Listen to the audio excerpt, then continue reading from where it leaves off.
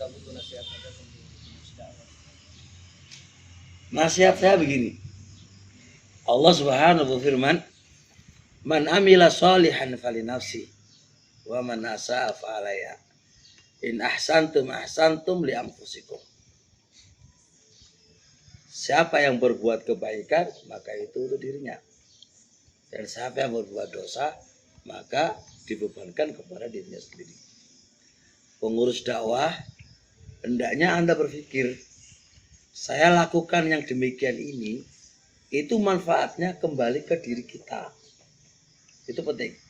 Kenapa sih pengurus dakwah itu kadang-kadang gak semangat? Karena mindsetnya seakan-akan itu kebaikan yang diberikan ke orang lain. Kan namanya manusia ini kan kalau memberi ini kan berat. Kayak antum ini, contoh andai kata antum ngasih uang saya. Sekasat mata ini kan untuk orang lain enggak? Ya enggak? Makanya berat untuk diberikan. Antum punya tenaga membantu orang lain. Seakan-akan apa? Memberikan. Bahasa memberikan itu repot, memang susah. Makanya kata Ibnu Qayyim rahimahullah, wajibiliyatil insaniyah, fitrah manusia itu adalah as-suhu wal bukhl, yaitu pelit. Kenapa pelit? Karena logikanya ini untuk orang lain. Tapi jibiliyah manusia itu nggak akan pelit kalau untuk dirinya. Ya apa enggak? Antum kalau suka HP harga 10 juta pun akan beli karena itu untuk dirimu. Kalau antum lagi suka makan apalah begitu kan, dan itu untuk dirimu nggak bakal pelit. Kata untuk dirinya itu pelit, orang ini butuh dipertanyakan. Ya enggak? Jelas Pak ya? Makanya Bapak ini kan nyembelih kambing walaupun harganya mahal kan, dia tahu bahwasanya itu untuk dirinya sendiri. Coba kalau nggak mikir itu, wah berat ya. Kambing harganya 3 juta ya. Untuk kita makan 3 juta, logikanya cari uang susah. Makanya mindsetnya kita harus kita pahami untuk dirinya sendiri. Makanya kayak kami dai Allah ini, kalau kita tidak tancapkan pemahaman ini repot ya. Kalau kita ngaji terus ya nasinya nggak enak lagi, makannya nggak enak lagi, ya kan? Ya kita nggak goyang loh walaupun nggak dikasih makan daging loh ya, kambing loh ya.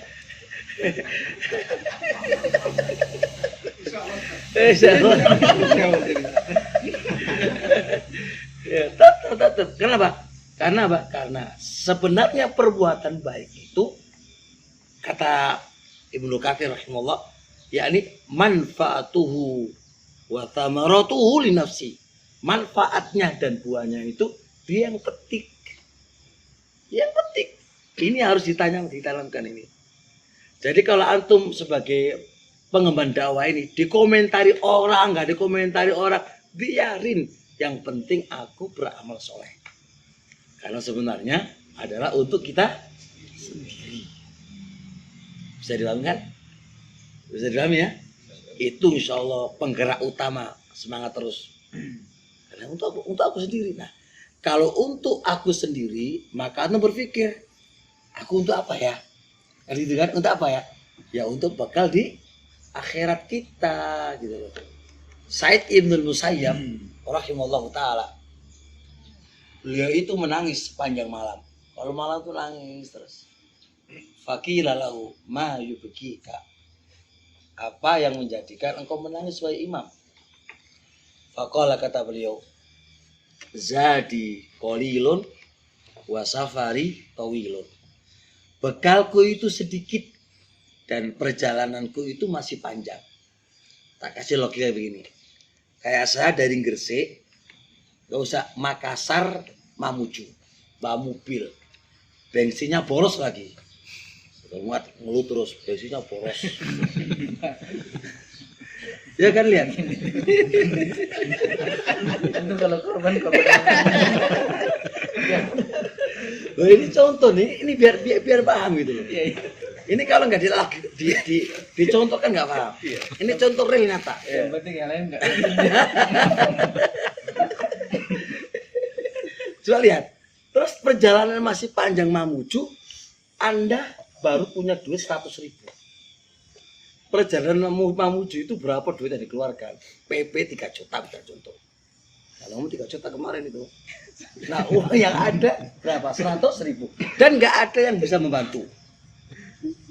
Saya yakin, mikir itu. Ini gimana? Mau nggak mau harus berangkat. Mau nggak mau harus berangkat. Ada uang 100.000. Bensin nggak mungkin ketemu, mobil nggak bakal bisa jalan tanpa bensin, kecuali rukyah air jadi disulap air jadi apa? Nggak mungkin kan? Jelas, antum pasti mikir nggak? Pasti itu, nangis itu, sepanjang jalan itu, sepanjang jalan menangis paling semua apa namanya? AC dimatikan, semua dimatikan. Loh ini perjalanan dakwah, paham kan? Pasti menangis. Sedangkan mau nggak mau harus berangkat. Mau nggak mau harus berangkat. Maknanya apa? Perjalanan kita ke akhirat itu masih panjang. Sedangkan bekal kita itu sedikit. Itu maksudnya di sini. Bukan masalah karena dalam ilmu balaghah yang saya pelajari dan manajemen yang saya tekuni, ya kan? Itu kalau membuat sesuatu itu dipermisalkan. Karena manusia ini kalau dibikin permisalan lebih dong. Paham nggak? Semakin banyak contoh semakin paham. Ya kayak contoh tadi, paham kan? Paham ya, coba lihat. Nangis kan kita. Nah, makanya gimana coba lihat. Said Ibnu Musayyab menangis biasa sepanjang malam. Karena perjalanan menuju ke akhirat masih panjang. Masih berapa tahun lagi itu. Sedangkan apa? Sedangkan bekal kita itu sedikit. Bayangkan kalau andai kata dari lahir sampai umur 100 tahun kita itu baik terus, gak pernah maksiat, itu bekal masih sedikit. Ya enggak? Apalagi kita ngenal dakwah baru kemarin sore. Ya enggak? Terus apa? Perjuangan kita ke Islam itu apa? Bekal untuk Islam ini, memperjuangkan Islam ini itu seberapa? Nggak ada. Mau dapat surga, kecil harapannya mau dapat surga kan. Makanya jangan lihat hal itu untuk orang lain, tapi sebenarnya itu untuk diri sendiri. Manfaatnya itu kembali ke diri sendiri. Saya kadang-kadang manusiawi ya kan, kayak ngajari pondok itu kan, kadang-kadang ada masa jenuh. Apalagi lihat santri nggak paham-paham, lihat ini, aduh, rasa itu berat banget untuk maju terus. Berat banget kadang-kadang. Kadang-kadang orang-orang itu nggak tahu apa yang kita butuhkan, tapi menuntut kebutuhan mereka harus tertunaikan. Kadang-kadang kita sudah jenuh.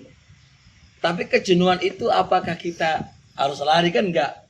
Berpikir kembali. Ya Allah, iya ya. Ya itu urusan dunia kan. Tapi sebenarnya apa yang kita lakukan dari kebaikan-kebaikan itu untuk sanggup kita, bekal kita ke akhirat. Jalan lagi, bismillah lagi. Semangat lagi. Untuk jadi. Dan saya paham penggerak-penggerak dakwah pasti ada masa jenuh. Pasti ada masa mikir. Bahkan kadang-kadang pulang, kamu ngapain aja dimarahin istri lagi kan? Seharian full ngurusin ini lagi. Apalagi yang nanti istrinya 2 lagi. Lebih mumet lagi. Pas waktunya ada kajian 1 hari full. Berarti A ini habis waktunya. Harus pindah ke B. Marah A itu. Waktu saya sempit lagi. Mumet lagi urusannya. Terkendala, nggak bisa lagi berbuat kebaikan gara-gara apa? Si istri ini. Maka pantas kata Allah, inna min azwajikum wa auladikum adulakum faqdaruhum. Musuh kamu itu memang, musuh kamu itu istri dan anaknya. Karena itu keadaannya kan. Tapi bagaimanapun dia juga punya hak kan gitu. Mumet juga kan urusannya. Ala kulli hal, itu prinsip utama teman-teman semuanya. Yang kedua, jadilah kamu seperti yang dikatakan oleh Abu Hurairah ketika bertanya kepada Rasulullah SAW, ya Rasulullah, ayyun nasi khairun? manusia manakah yang paling bagus? Qala, kata Nabi, anfa'uhum linnas. Manusia yang paling bisa memberikan manfaat kepada manusia yang lain. Penggerak dakwah itu adalah bisa memberikan manfaat kepada orang lain. Ini yang kita cari. Dan kita pasti pengen orang terbaik sebagai bekal kita menuju ke akhirat. Nah, gimana caranya? Anfa'uhum linnas. Yang punya tenaga, gunakan untuk kemaslahatan manusia yang lain. Yang punya ilmu, gunakan ilmu untuk kemaslahatan yang lain. Yang punya harta, gunakan harta kamu untuk kemaslahatan orang lain. Itu manusia terbaik. Anfa'uhum linnas. Dan anfa'uhum linnas itu dalam ilmu balaghah tidak menyebutkan tamyiznya. Tidak menyebutkan tamyiz. Anfa'uhum ilman. Enggak menyebutkan ilman. Anfa'uhum malan. Enggak. Anfa'uhum dan enggak. Itu maunya Allah. Itu berarti yufidu umuman. Berfaedah umum. Apapun bentuk yang Anda bisa berikan kepada umat, itu adalah Anda manusia terbaik. Bisa dipahami insyaallah? Jadi kalau penggerak dakwah ini. Dan itu dipahami. Penggerak apapun itu akan mulia kalau yang digerakkan itu mulia. Itu kaidah usul. Penggerak apapun, mulia dan gak mulia, itu melihat apa yang digerakkan. Kalau yang digerakkan adalah nasrul ilmi, menyebarkan ilmu, maka penggerak ini akan menjadi mulia karena mulianya ini. Maka walaupun Anda bukan pengajar, ya kan? Tapi Anda mendapatkan kemuliaan karena yang Anda sebarkan adalah kemuliaan. Bisa dipahami? Bisa dipahami? Bisa dipahami enggak, Iman? Kayaknya butuh poligami untuk Tambah sibuk kalau karena apa? Karena la yatimu al-masyru' illa bi'ul masyru'. Sebuah syariat nggak bakal bisa sempurna kecuali dengannya, maka dengannya disyariatkan. Menyebarkan ilmu nggak akan bisa sempurna tanpa penggerak, maka penggerak juga disyariatkan. Masa bisa ilmu tiba-tiba bisa tersebar? Nggak bisa, butuh panitia. Butuh panitia yang menyebarkan, ini butuh panitia. Nah, kepanitiaan itu demi penyebaran ilmu itu disyariatkan. Kayak kami ini. Kami kalau nggak ada semuat ini, mana bisa jalan? Mana bisa gak bakal bisa jalan. Maka walaupun saya yang bicara capek, pahala itu teralirkan dengan orang-orang ini enak banget kan? Yang nyupir pahalanya besar itu kan? Oh, pahala banget itu. Masya Allah biasa. Dan kami nggak bisa ngisi kecuali antum kasih makan. Kalau saya lapar juga nggak bisa ngisi itu, ya kan? Kalau saya ngantuk juga nggak bisa ngisi. Makanya ngasih tempat, semuanya itu ada pahalanya. Allah berfirman, la yusibuhum dhama'un wala nasabun la yusibuhum dhama'un wala nasabun wa fi sabilillah wa apa namanya la yusibuhum dhama'un wala sabilillah wala yata'una mautia yaghidul kufara wala yanaluna min aduwin naila illa kutiba lahum bi amal sholeh. Orang-orang mujahidun itu, orang jihad, tidaklah menimpa kepada mereka rasa capek, rasa haus capek itu. Dan tidaklah mereka menginjakkan suatu pijakan yang membuat marahnya orang-orang kafir.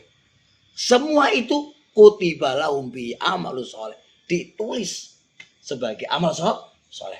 Kayak saya ini dakwah. Ya capek lah, capek saya di dalam dakwah ini pahala. Letih saya, lapar saya, haus saya, suara saya hilang, ini semua ditulis pahala. Maka antum juga, letihnya antum, capeknya antum, nggak tidurnya antum, apalagi semalam sampai nggak tidur itu nemani kami, semua itu adalah amalun soleh, amal soleh. Allah mengkutiba lahum bi amalun soleh. Jadi jihadnya sudah dapat pahala, capeknya juga dapat pahala. Dakwah ini juga dapat pahala, capeknya juga dapat pahala. Bisa dipahami? Cukuplah, jangan banyak-banyak, nanti nggak selesai nanti.